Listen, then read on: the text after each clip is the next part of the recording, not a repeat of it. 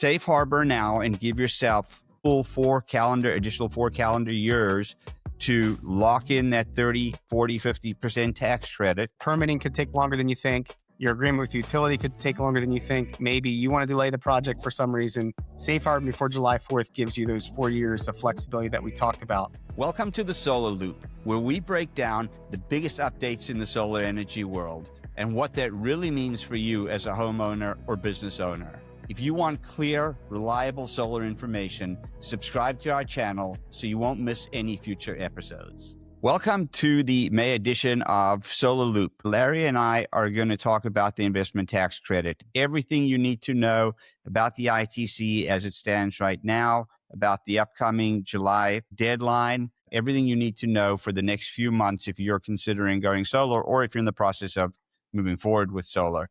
But please keep in mind, we're not tax advisors, so always seek out the advice of your tax advisor when making investment decisions such as solar that have tax implications. And also keep in mind that the guidance we are talking about has not been finalized. This is just the information that's available now.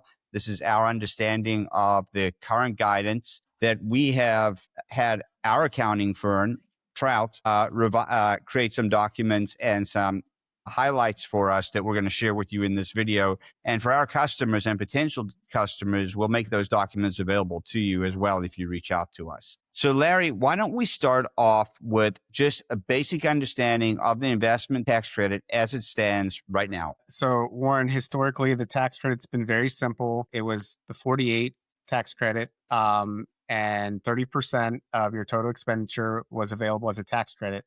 Now, the shift with the IRA bill was to 48E, which made a couple of changes. It made it technology neutral, so now it can include energy storage. And then with the OB3 last year, they made some additional changes to 48E beyond what the IRA bill did. So there's been a couple of updates there. You can either safe harbor now and give yourself up until the end, a full additional four calendar years to lock in that 30, 40, 50% tax credit. And we'll get to the ways you do that, either with the 5% down payment or physical work, but that is still in place. Or you cannot safe harbor, but making the assumption or making sure that your project is completed by the end of 2027 if you don't safe harbor. Either of those two paths secure the 30% tax credit as well as any additional 10% adders that were in the investment tax.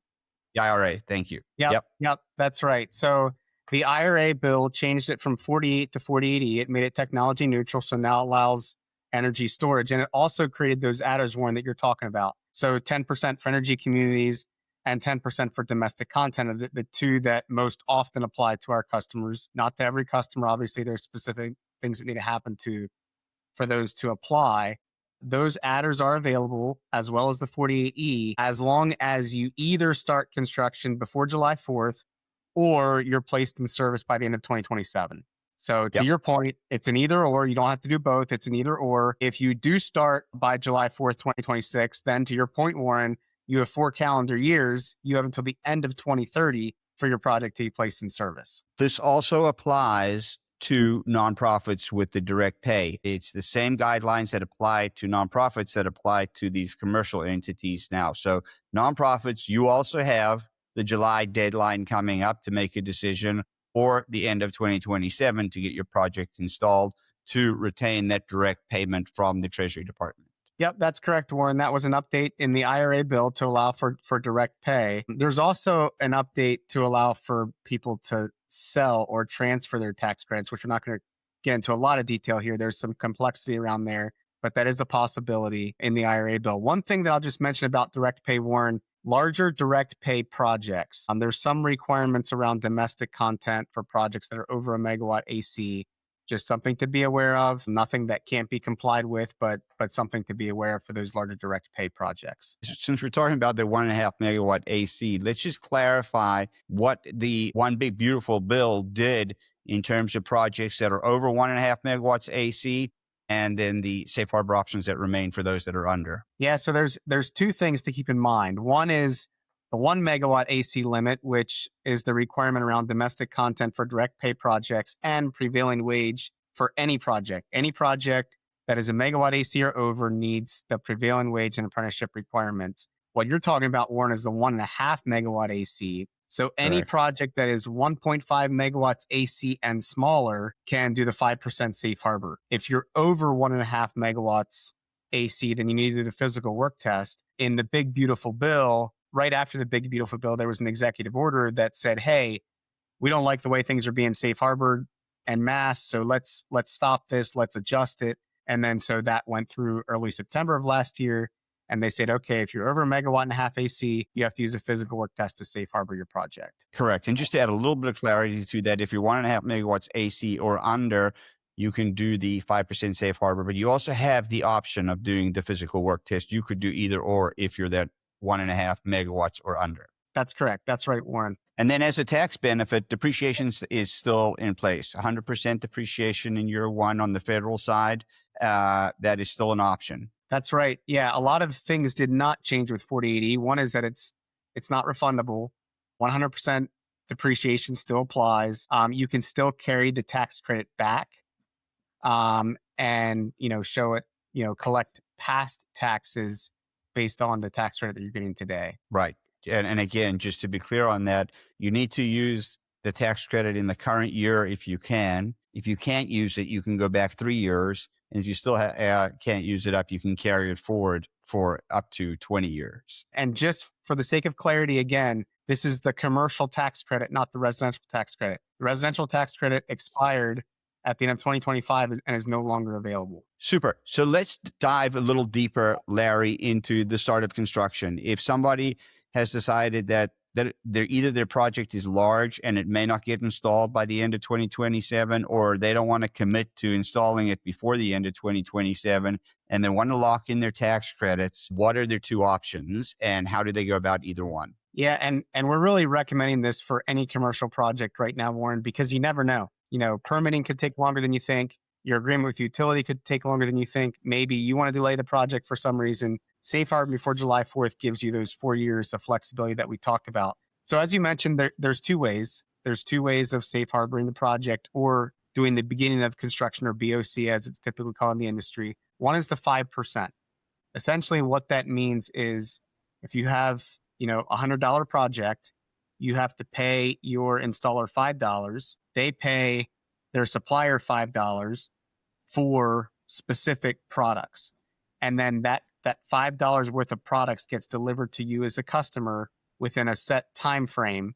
And if you do all that, if you as a customer pay the installer that 5% and the installer pays the vendor 5% before July 4th, then you show start of construction before July 4th, as long as you get the product delivered within a specific time frame, which we can talk about in more detail. So that's the 5% safe harbor. And what we're recommending there is that customers put down at least 6%, 7%, somewhere in that range, in case the cost of the project goes up for some reason over the next 4 years.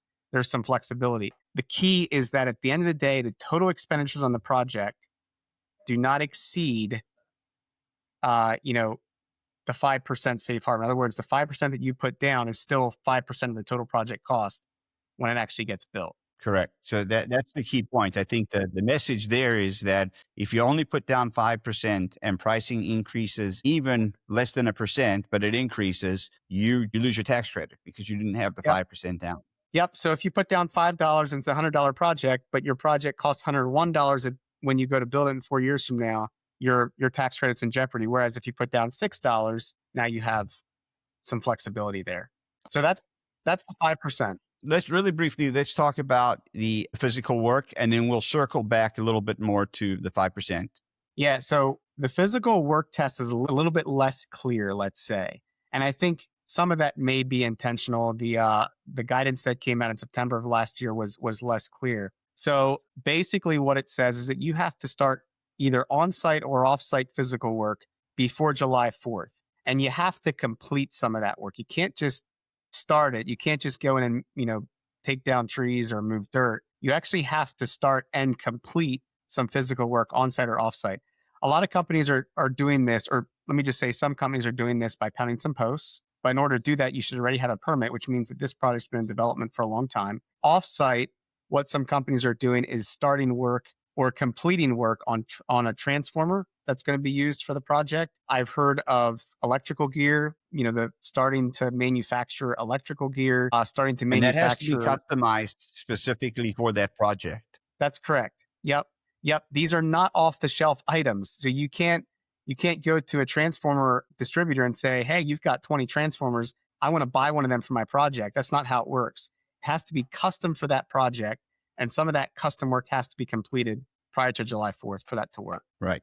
And so just to be clear, the July 4th, July 5th, the deadline, the early July deadline is in place, whether regardless of whether you do physical work tests or you do the 5% safe harbor, that's the deadline to meet the safe harbor requirements, whichever path you use. Given the fact that we're recording this video today, Larry, it's May 20th. So we are a month and 10 days, or maybe 40, 45 days maximum away from that. It seems very challenging to, at this point, go down the physical work path. It seemed challenging even with time, but seems even more challenging at this point to meet those requirements. Yes, very challenging, Warren, and not super clear. There are accounting firms out there that are still showing pathways to this, but we don't provide guidance on that. We would work with the customer's accounting firm, and they would tell us what they expect for the physical work test. All right. So given the fact that almost all of our customers are going to go down the path of the 5% safe harbor, let's talk about what that would look like in reality for Paradise Energy Solutions customers, what the true deadlines are. If you are considering solar now and we're 45 days or 40 days away, what do you need to know in order to make this happen? First of all, talk to your accountant about this, but this is what we recommend, Warren, as a strategy, is sign a binding non-contingent contract with Paradise Energy Solutions for your project. It explains the size of the project. It's very clear. This is how many solar panels, how many inverters.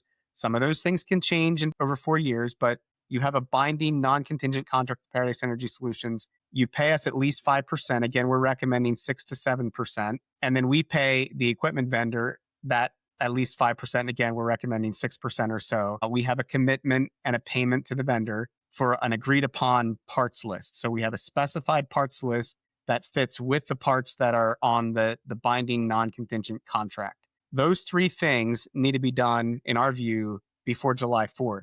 So if you look at the July 4th date, it's on a Saturday, which means that banks and everyone else is going to celebrate it on Friday, which means that the last day that banks are going to be open before the date is July 2nd, Thursday, which means that all transactions should be completed by no later than July 1st. And just to give extra buffer for anything unforeseen, we're recommending June 30th. So Warren, we're recommending by June 30th, the signed non-contingent contract, the payment to Paradise, and then we make the payment to the vendor. Now, one other thing I'm going to say here, Warren, is if we get 100 of these on June 30th, we're not going to be able to do all of them. If we get 100 of them between now and June 30th, a few a day, we can handle them. So the sooner that customers get this stuff in line and set up, the more that we can guarantee that we can get all the documentation in place as we see it before the deadline. Correct. And actually, just to add one more piece onto that day, Saturday, Sunday, the Internal Revenue Code cites the deadline as July 5th, which is the Sunday, which is not helpful either. Mm-hmm. You have Sunday, you have the July 4th and the observed July 3rd holiday. So really, you want to get this signed and in place sooner rather than later, but really no later than June 30th. So that's all the stuff that needs to happen before the deadline. And then after the deadline, our understanding is, again, talk to your tax accountant, but our understanding is that as long as the products that you paid for, that you paid us for, that we paid the vendor for, as long as those products are delivered within 3.5 months of the payment to us, then you can count those costs as incurred back when the payment was made. So our goal is to get those products delivered well before 3.5 months, preferably within weeks of the payment to us, within weeks or months, so that we're well ahead of that deadline. And if you're working with Paradise Energy Solutions, we'll provide you with all of this documentation so that when you file your taxes, you have this in advance. Proof that we ordered your product on time, proof that we received your 5 or 6, 7% safe harbor funds. We should have everything that you need in order to do that. And then the final piece, Warren, is just to show that you got the project placed in service within 4 calendar years of when you safe harbored it. So by the end of 2030. which, that's the final piece. As long as, and again, to your point, Warren, here's the documentation that we provide to our customers. It's the signed contract. It's the proof that you paid us. It's the proof that we paid the vendor. It's the invoice from the vendor showing the agreed upon list of products. So those are the 4 things before July 4th. And then once we ship it, it's proof of delivery. And then outside of that, you just need to show that it's placed in service. And of course, your tax advisor might have some other documents and correspondence that they feel is important for your project, and make sure you keep all that in your file so you're set if there's some kind of audit.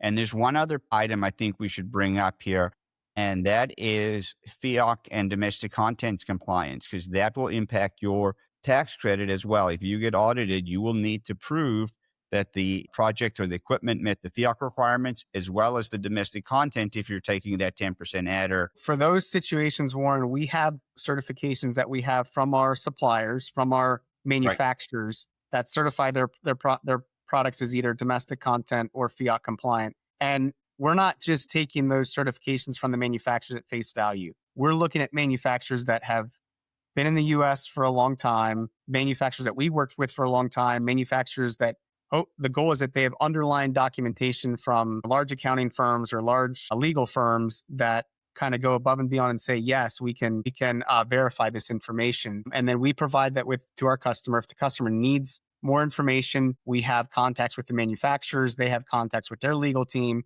So more information can be available upon request if and when needed. I know this can seem like an overwhelming amount of information with significant tax implications around your project, but we want you to know that at Paradise, we're here to support you.